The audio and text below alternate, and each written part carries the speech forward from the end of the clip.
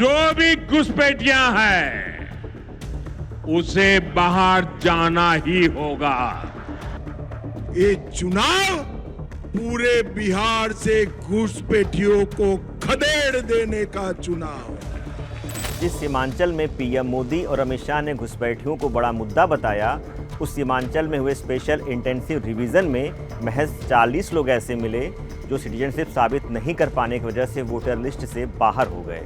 जिस एसआईआर को कराने की एक बड़ी वजह चुनाव आयोग ने अवैध विदेशी नागरिक बताया, उस एसआईआर में सिटीजनशिप के नाम पर सीमांचल में माइग्रेट और डेथ की तुलना में सबसे कम ऑब्जेक्शन दर्ज हुए।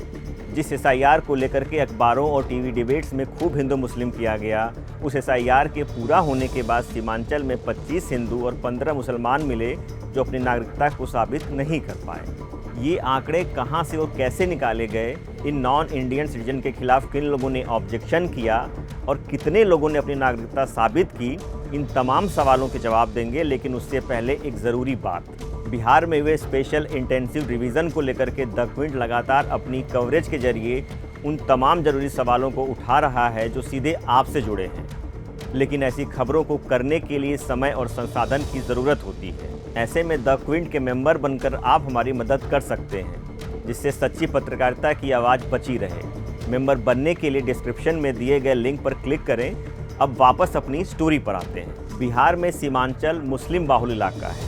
यहाँ कुल 4 जिले और उसमें 24 विधानसभा सीटें हैं। एसआईआर यानी स्पेशल इंटेंसिव रिवीजन के दौरान सिटीजनशिप को लेकर के यहाँ चारों जिलों में कुल 106 ऑब्जेक्शन दर्ज किए गए।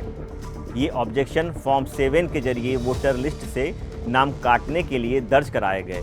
ये सभी ऑब्जेक्शन नॉन इंडियन सिटीजन के नाम पर दर्ज हुए। जब इन आपत्तियों की जांच की गई तो इनमें 59 लोगों ने अपनी नागरिकता साबित कर दी। 47 लोग ऐसे मिले जो नागरिकता साबित नहीं कर सके। इन 47 लोगों में से 7 की डेथ हो चुकी है। यानी सीमांचल के इन 4 जिलों में कुल 40 लोग ऐसे मिले जिन्हें गैर नागरिकता की वजह से वोटर लिस्ट से बाहर कर दिया गया।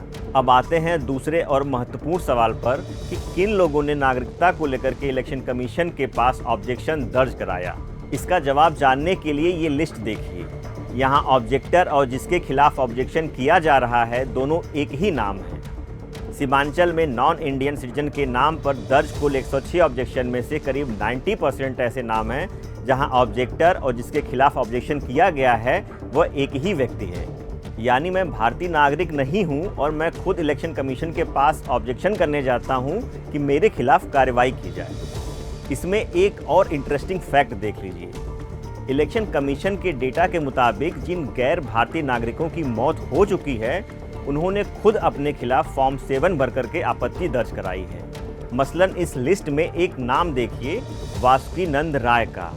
इन्होंने अपने ही खिलाफ भारतीय न होने की आपत्ति दर्ज कराई है, लेकिन इलेक्शन कमीशन के ही फाइनल लिस्ट में इन्हें मृत बताया गया है। सीमांचल में जिन 40 लोगों के नाम भारतीय न होने की वजह से काटे गए हैं उनमें 25 हिंदू और 15 मुस्लिम हैं।